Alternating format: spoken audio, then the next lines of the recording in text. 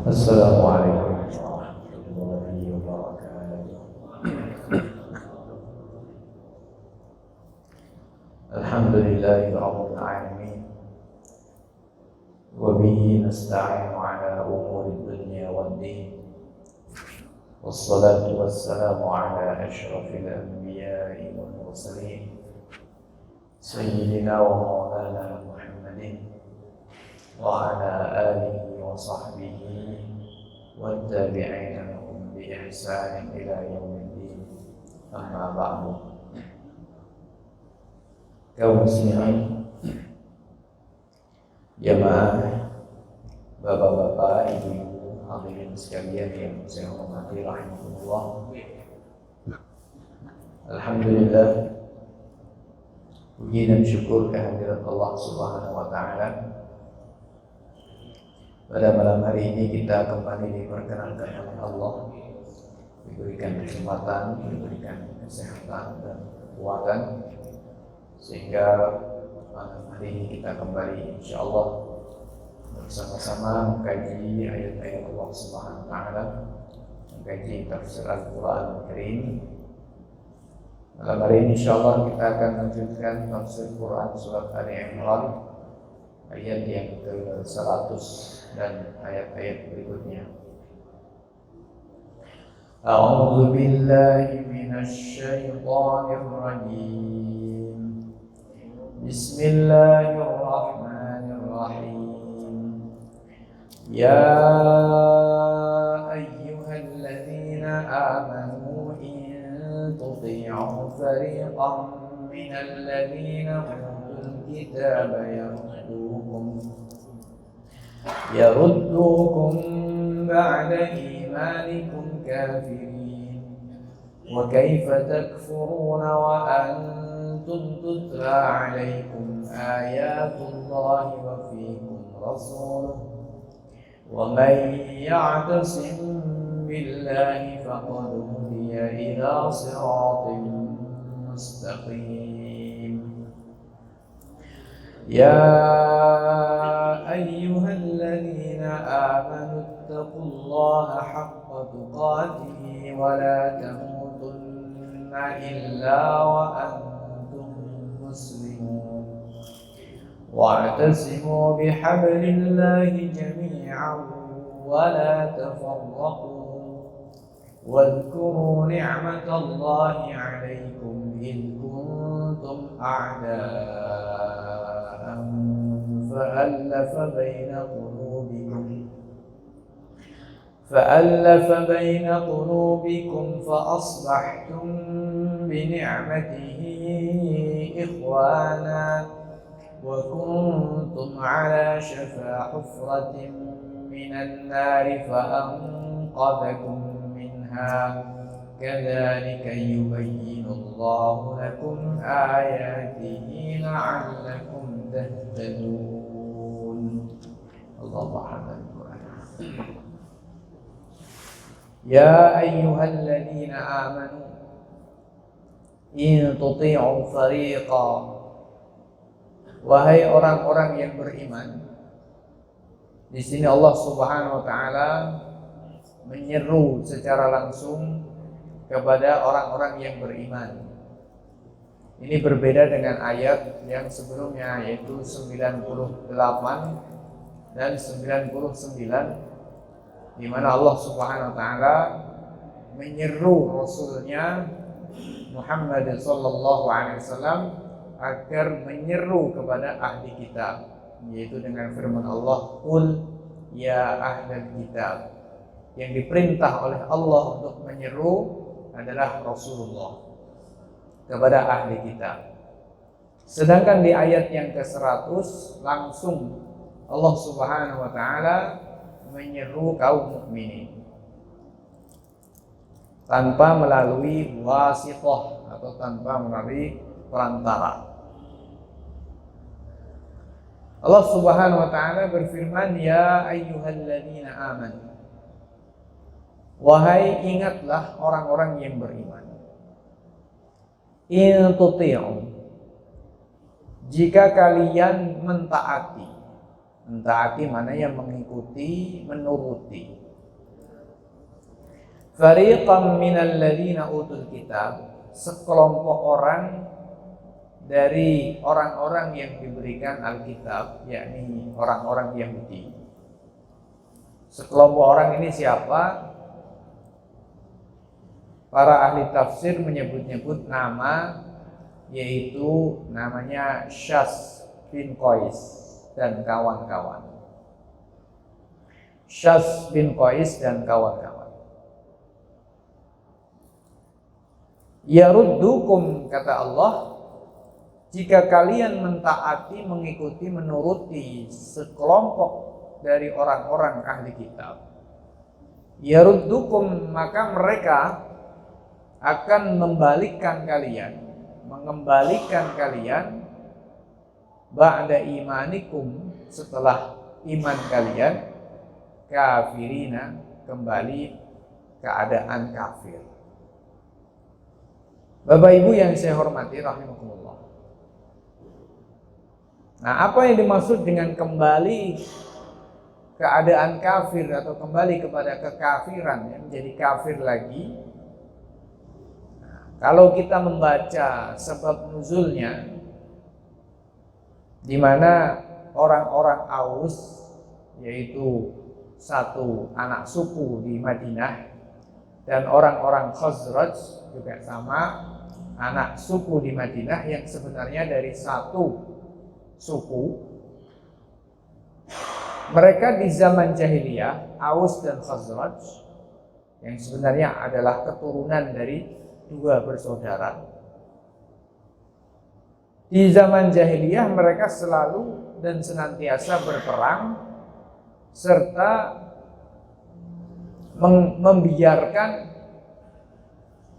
satu sama lain jika salah satunya berperang dengan musuh atau dengan lawan mereka.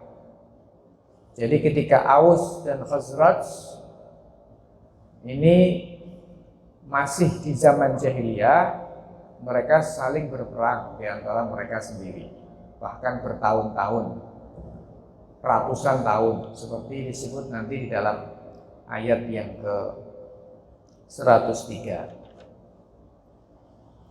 Kadang-kadang Aus ini berperang juga dengan kabilah yang lain atau suku yang lain, sementara Khazraj ini tidak membantu, bahkan membiarkan, kalah ya ben bahasa Jawa. Aus kadang juga berperang dengan bangsa Yahudi. Nah, posisinya Khazraj juga mengabaikan, biarkan saja, mati ya ben, bahasa Jawa begitu, kalah ya ben. Sebaliknya sikap Aus juga seperti itu terhadap Khazraj, jadi saling takhadzul, ya, saling mengabaikan, membiarkan menjadi sasaran musuh masing-masing. Begitu mereka di zaman jahiliyah. Namun ketika Rasulullah SAW telah tiba ke Madinah, di mana orang-orang dari kalangan Aus ini masuk Islam, pemimpin-pemimpin mereka banyak yang masuk Islam. Dari kalangan Khazraj juga seperti itu. Akhirnya Rasulullah SAW hijrah ke Madinah. Sudah tidak ada lagi pertengkaran ataupun peperangan antara Aus dan Khazraj. Mereka menjadi satu kesatuan umat Islam, menjadi saudara. Dalam ungkapan ayat 103, fa asbahtum bi ni'matihi ikhwana, kalian menjadi saudara. Nah, akan tetapi tentu saja kondisi yang baik seperti itu kan membuat orang-orang Yahudi itu sakit hati.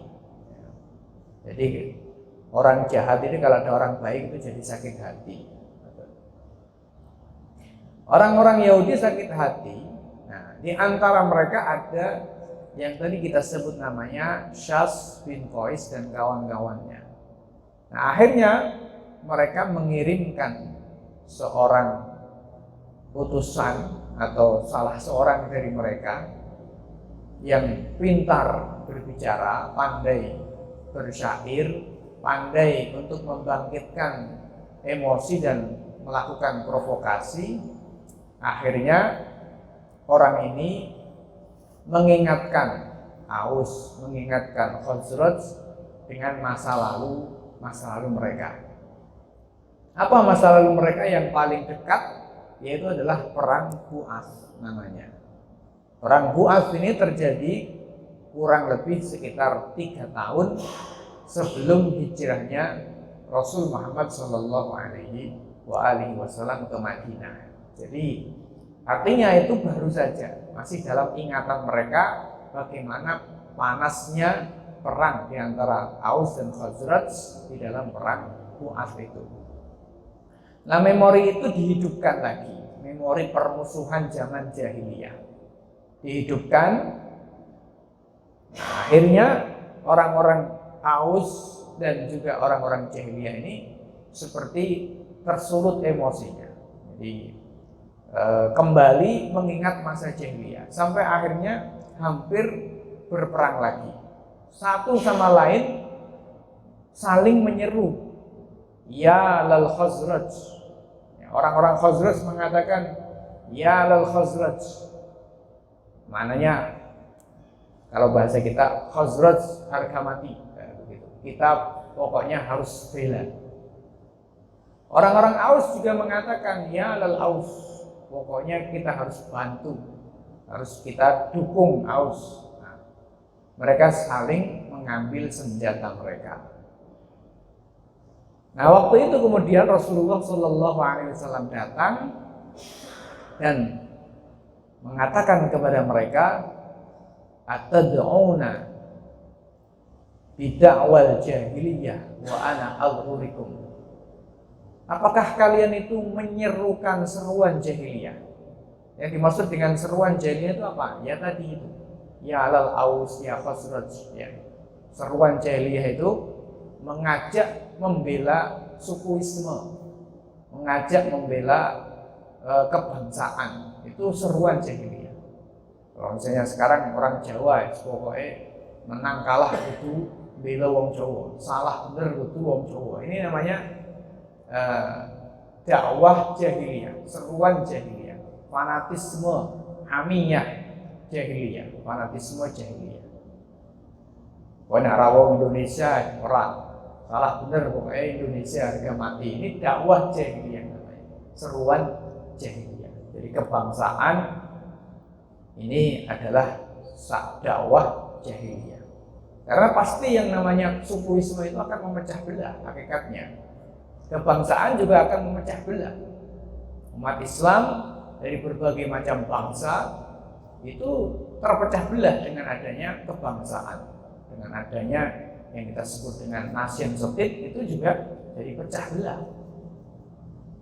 Tidak ada bedanya Qur'annya orang Indonesia, Qur'annya orang Turki, Qur'annya orang Arab Saudi, Qur'annya semuanya sama, hadisnya juga sama. Tapi kok terus jadi bisa berantem? Misalnya gara-gara wayang dulu Indonesia dengan Malaysia, atau gara-gara selat ya, laut ya, antara Malaysia dengan Indonesia, atau yang lain. Nah, itu gara-gara selain tentu politik juga adalah kadang-kadang muncul fanatisme, bukan kadang ya, seringkali muncul fanatisme jahiliyah. Nah, ini yang disebut dengan dakwah jahiliyah, seruan jahiliyah. Rasul mengatakan kepada Aus dan Khazraj yang hampir berperang itu, atad'una bid'awal jahiliyah, apakah kalian itu menyerukan seruan jahiliyah? Maknanya Nabi mengingkari mereka, mengingkari tindakan mereka, mencela tindakan mereka. Bahasa Jawanya, kok yoiso? Saya ini masih di sini kalian menyerukan seruan jahiliyah. Atad'una bid'awal jahiliyah wa ana baina adhurikum. Kata Rasulullah, aku masih ada di tengah-tengah kalian, kalian sudah menyerukan seruan jahiliyah seperti ini. Dalam hadis yang lain, Nabi mengatakan da'ha fa innaha muntinah. Tinggalkan seruan jahiliyah seperti ini, fa innaha muntinah. Itu busuk kata Nabi. Menjijikkan. Muntinah itu maknanya baunya busuk. Begitu Nabi Shallallahu Alaihi Wasallam mengatakan.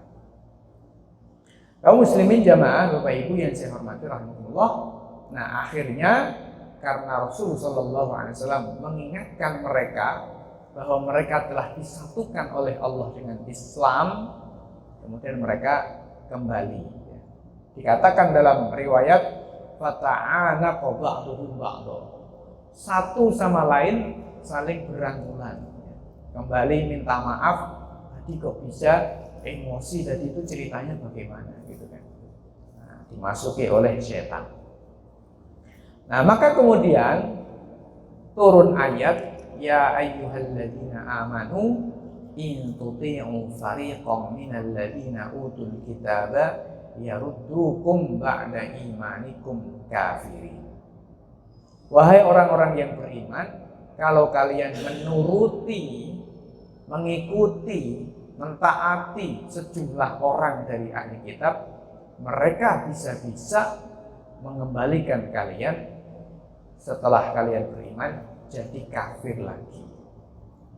Jadi kafir lagi dalam arti apa berarti di sini? Kafir lagi dalam arti saling berpecah belah, saling berperang begitu. Nah, ungkapan seperti ini seperti yang ada di dalam hadis Nabi Shallallahu Alaihi Wasallam. Jadi senada dengan apa yang ada di dalam hadis Nabi Shallallahu Alaihi Wasallam. Nabi mengatakan la tarji'u ba'di kuffara yadribu ba'dukum riqaba ba'din. Janganlah kalian itu kembali menjadi kafir setelah aku meninggal, setelah sepeninggalanku, artinya setelah aku meninggal. Yang dimaksud oleh Nabi jangan jadi kafir, karena jarang sekali ada orang itu mukmin terus kemudian kafir, ini bisa dianggap jarang.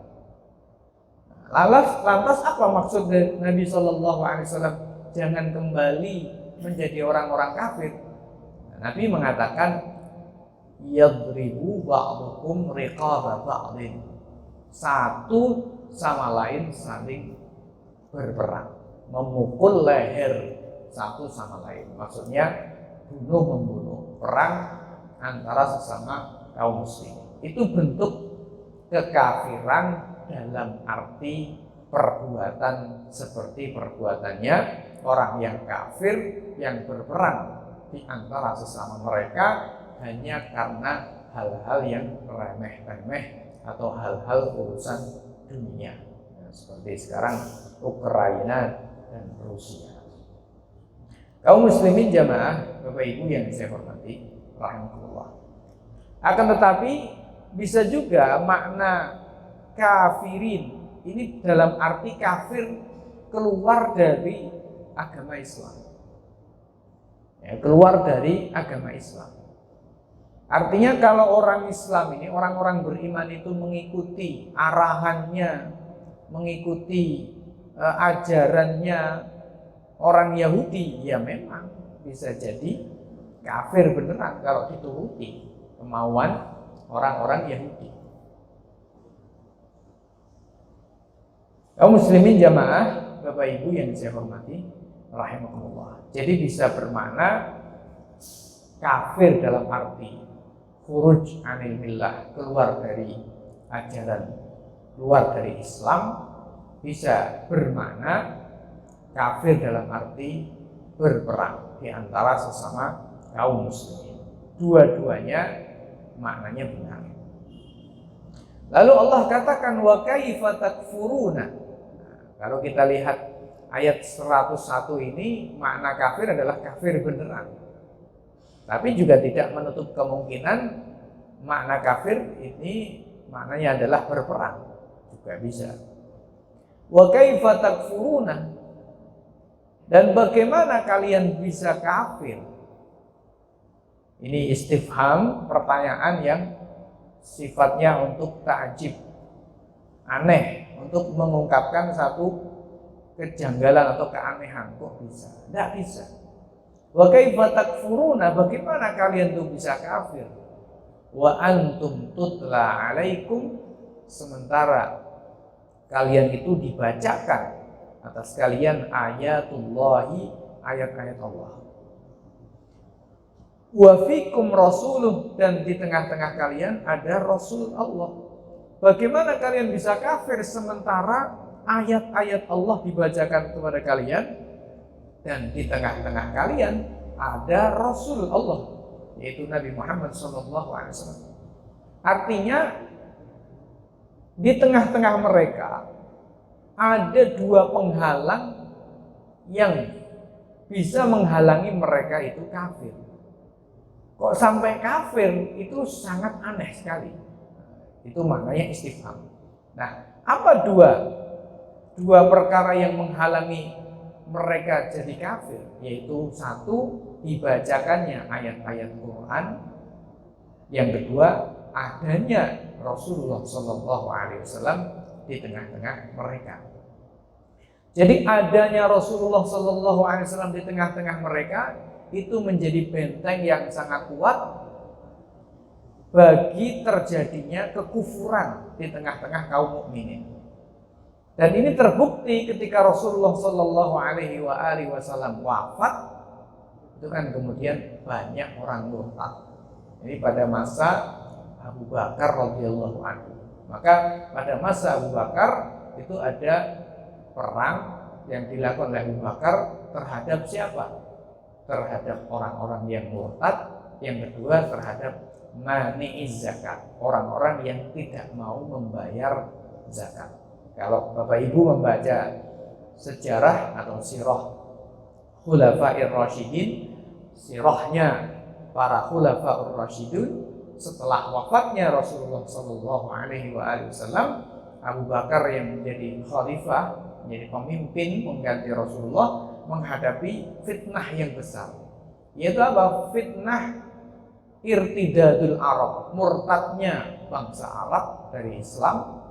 Dan yang kedua adalah fitnah mani'iz zakat, orang-orang yang tidak mau membayar zakat dengan alasan dulu mereka membayar kepada Rasulullah SAW. Akhirnya bisa diatasi, alhamdulillah, oleh Abu Bakar radhiyallahu anhu. Jadi adanya Rasulullah SAW di tengah-tengah mereka itu menjadi benteng yang kuat, mencegah terjadinya kekufuran, mencegah terjadinya peperangan, dan mencegah terjadinya perpecahan di antara mereka.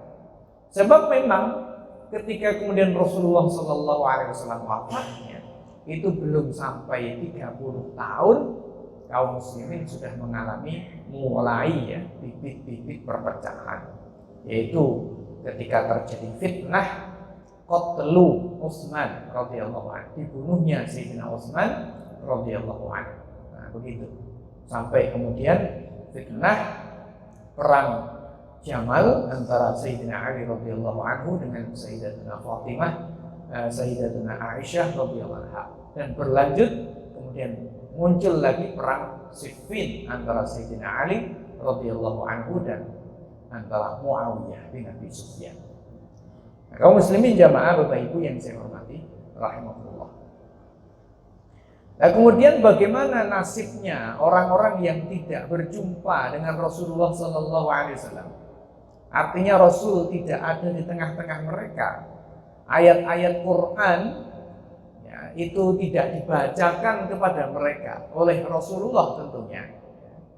Maka kalau kita melihat penutupan ayat, wa may ya'tasim billahi faqad hudiya ila siratin mustaqim, dan barang siapa berpegang teguh, i'tisam, maknanya berpegang teguh billahi, dengan Allah, maksudnya ya dengan ajarannya Allah, bidinillah, berpegang teguh dengan agamanya Allah, faqad hudiya ila siratin mustaqim, maka sungguh dia ditunjukkan kepada jalan yang lurus.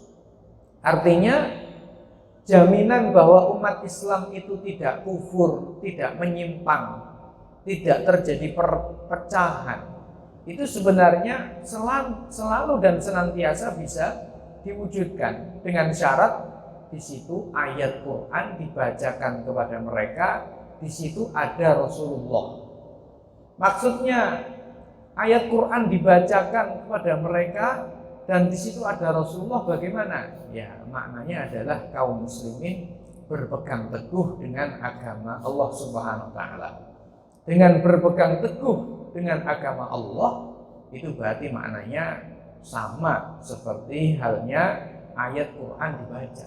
Karena dengan berpegang teguh berarti mempelajari, dengan mempelajari berarti ayat itu dibaca, difahami lalu dipegang teguh. Begitu pula kehadiran Rasulullah itu dalam arti fisik. Zaman dulu, zaman Rasulullah ada, Rasulullah hadir secara fisik memberikan arahan, memberikan irsyadat, taujihat, arahan, petunjuk dan seterusnya. Ya.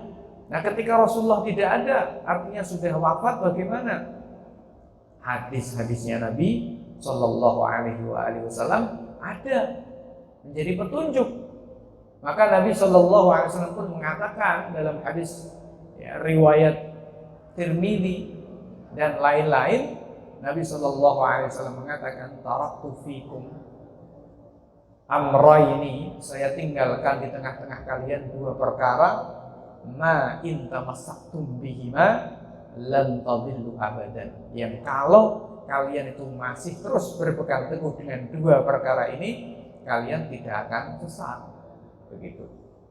Satu riwayat mengatakan, ini yang sering kita dengar, yaitu apa? Kitab Allah wa sunnata rasulih, kitabnya Allah yaitu Quran, wa sunnata rasulih, dan sunnah rasulnya. Nah, ini menjadi talinya Allah Subhanahu wa taala, agama Allah Subhanahu wa taala, yang kata Quran, wa may ya'tasim billahi faqad hudiya ila siratal mustaqim. Jadi berarti bisa kita simpulkan kondisi kaum muslimin itu ketika berpecah belah, ketika kaum muslimin itu mengalami kekalahan, ketika kaum muslimin itu mengalami kemunduran dan keburukan-keburukan lainnya, sebabnya apa?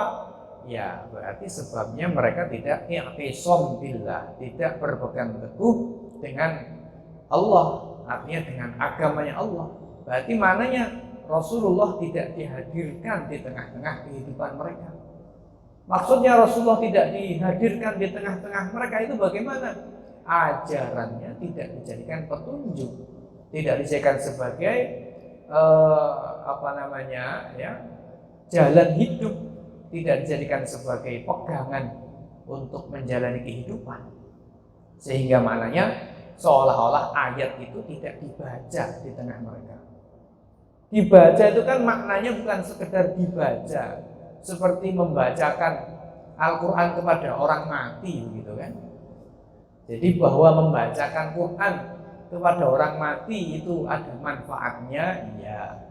Tapi harus diingat bahwa Quran itu diturunkan bukan untuk dibacakan kepada orang mati. Justru Quran itu awal tujuan aslinya diturunkan untuk dibacakan kepada orang hidup, bukan kepada orang mati. Nah, begitu.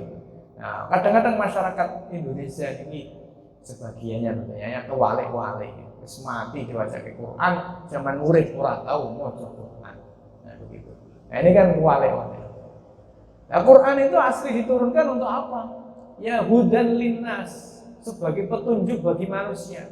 Dan pun mati dibacake ya apa untuk petunjuk kan boten. Nah, jadi berarti maknanya ya dibacakan kepada yang hidup. Itu aslinya. Ya, tapi bukan berarti saya niki anti membacakan Quran kepada orang yang sudah meninggal, bukan itu. Ya, itu urusan lain, itu topik lain gitu ya. Tetapi aslinya siapapun sepakat bahwa Quran itu turun untuk dibacakan kepada orang yang hidup, karena dia sebagai petunjuk bagi orang yang hidup, kan begitu. Orang yang mati sudah tidak lagi perlu petunjuk ya. Malu ila rabbi, sudah berangkat kepada Tuhannya, ada yang selamat, ada yang celaka. Alhamdulillah, kan seperti itu. Nah, Bapak Ibu yang saya hormati rahimakumullah, ya, ini sesuatu yang memang sifatnya makro, ya, artinya besar sekali. Kerusakan, kemunduran, kekalahan dan semacamnya yang terjadi pada kaum muslimin itu gara-gara mereka tidak iktisam, tidak berpegang teguh dengan agama Allah, dengan Quran dan Sunnah Rasul. Ini pemikiran yang sangat global sekali, makro bahasanya, sangat besar sekali. Nah, rinciannya tentu saja ya membutuhkan pembahasan dan penjelasan yang panjang ya, terkait dengan masalah misalnya ekonomi gitu ya, itu panjang nanti pembahasannya dalam ekonomi dalam perspektif Islam seperti apa, sehingga kemudian kesenjangan antara yang miskin dan yang kaya itu tidak menganga seperti hari ini. Itu nanti ada konsep-konsep ekonomi dalam Al-Quran, ekonomi dalam Islam, bagaimana distribusi kekayaan. Nanti politik juga begitu. Ada konsep-konsep dan pokok-pokok politik di dalam Al-Quran, di dalam Sunnah Nabi Sallallahu Alaihi Wasallam yang kemudian dijabarkan oleh para fuqaha di dalam kitab-kitab mereka yang tidak sedikit dan tidak kecil ilmu-ilmu politik yang disampaikan oleh para fuqaha. Nanti pendidikan juga seperti itu. Semua ya, ada, cuma ya itu tadi butuh rincian yang sangat panjang, tentu tidak bisa dikemukakan dalam kajian-kajian yang bersifat umum ya, seperti kajian tafsir ini. Tapi kaum muslimin harus yakin, harus yakin ini harga mati, bahwa obat yang bisa mengobati, menyembuhkan penyakit mereka itu ya Quran. Penyakit sosial, misalnya banyaknya perselingkuhan, banyaknya prostitusi, banyaknya macam-macam itu zina, yaitu obatnya ya Quran. Maksudnya bagaimana? Terus Quran disebul nih gelas ada di sini air terus diminumin, ya bukan. Ya, bukan begitu. Aslinya Quran tidak untuk seperti itu. Meskipun saya bukan berarti kontra dengan yang seperti itu. Ya, tetapi bahwa Quran dalam arti sebagai obat kaitannya dengan ini ya penyakit sosial, ya artinya Quran dijadikan sebagai petunjuk masuk ke dalam hati manusia, petunjuknya, aturan-aturannya diterapkan di tengah-tengah kehidupan masyarakat, sehingga masyarakat itu masyarakat yang bersih ya, bukan masyarakat yang penyakitan, mohon maaf ya, banyak cacing-cacingnya, bukan cacing dalam arti cacing beneran ya. Nah, jadi seperti itu. Kaum muslimin jamaah Bapak Ibu yang saya hormati rahimahullah. Kemudian selanjutnya ayat yang ke-102. Allah Subhanahu wa taala kembali menyerukan kepada kaum mukminin. Ya ayyuhalladzina amanu taqullaha haqqa tuqatih wa la tamutunna illa wa antum muslimun. Wahai orang-orang yang beriman, ittaqullaha haqqa tuqatih. Bertakwalah kalian dengan sebenar-benarnya takwa. Wala tamutunna illa wa antum muslimun, dan janganlah kalian mati. Mati kok dilarang? Bukan. Yang dilarang bukan matinya, tapi keadaannya. Wala tamutunna, dan janganlah kalian mati illa wa antum muslimun, kecuali kalian semua dalam keadaan pasrah kepada Allah, berserah diri kepada Allah. Kaum muslimin jamaah Bapak Ibu yang saya hormati rahimakumullah. Jadi ayat yang ke-102 ini Allah Subhanahu wa taala kembali menyeru kaum muslimin dengan seruan yang lebih global lagi, yaitu agar mereka bertakwa kepada Allah dengan sebenar-benarnya takwa. Nah, tentu saja karena takwa ini adalah didefinisikan oleh para ulama dengan istilah imtithalul awamir wajtinabun nawahi, menjauhi menaati, melaksanakan perintah-perintah Allah dan menjauhi larangan-larangan Allah. Ini kan berarti maknanya takwa itu kalimatun jami'ah, kata yang sangat komprehensif maknanya. Maknanya sangat padat begitu.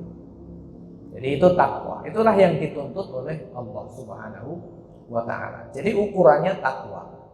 Maka seringkali dalam pembicaraan kita ya kita sudah maklum bersama bahwa nilai manusia di mata Allah itu ya ketakwaannya, kan begitu. Allah mengatakan inna akramakum indallahi atqakum. Jadi itu yang diperintahkan oleh Allah. Allah memerintahkan kita agar menjadi orang yang bertakwa. Agar jadi orang yang kaya tidak, tapi diperintahkan agar jadi orang yang bertakwa, baik dalam kondisi kaya ataupun dalam kondisi miskin. Apakah Allah memerintahkan untuk miskin? Ya enggak juga. Tetapi Allah memerintahkan untuk takwa baik dalam kondisi kaya ataupun dalam kondisi miskin, begitu ya. Allah tidak memerintahkan kita untuk jadi orang yang lembut atau jadi orang yang kasar atau jadi orang yang keras. Secara umum tidak begitu, tetapi Allah perintahkan takwa. Yang maknanya takwa, ya kadang kita harus lembut, kadang kita harus kasar. Kasar kepada siapa, lembut kepada siapa, sesuai dengan aturan Allah. Nah, begitu. Lembut kepada orang-orang beriman pada umumnya, kasar kepada musuh-musuh Islam pada umumnya, kan begitu ayat Quran. Wal yajidu fikum ghilzah, terhadap orang-orang musuh-musuh Islam ini harus keras, ghilzah, tidak boleh lembek. Nah, misalnya seperti itu. Kita tidak boleh kita tidak diperintahkan oleh Allah menjadi orang yang istilahnya sekarang itu moderat gitu ya, atau radikal. Ya enggak juga. Gitu ya. Allah perintahkan takwa. Kalau itu merupakan perintah Allah, kalau manusia mengatakan itu moderat, ya kita lakukan, bukan karena itu moderat, tetapi karena itu perintah Allah. Kalau itu perintah Allah, sementara manusia mengatakan itu radikal, ya tetap kita kerjakan, bukan karena omongan manusia, tetapi ya karena memang itu perintah Allah. Jadi kalau kita kemudian bicara baik-baik, oh ini orang moderat, oh enggak, karena perintah Allah kita dia suruh bicara dengan yang baik. Kalau kemudian kita melakukan amar ma'ruf nahi mungkar, lakukan nahi mungkar, misalnya seperti itu, oh ini orang radikal.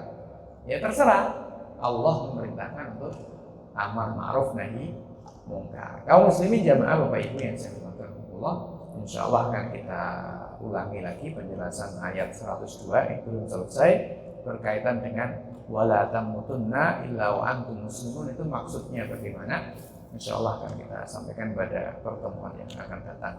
Kurang lebihnya mohon maaf, kita akhiri. Subhanallah wa bihamdihi, asyhadu an la ilaha illa anta astaghfiruka wa atubu ilaik. Wassalamualaikum warahmatullahi wabarakatuh.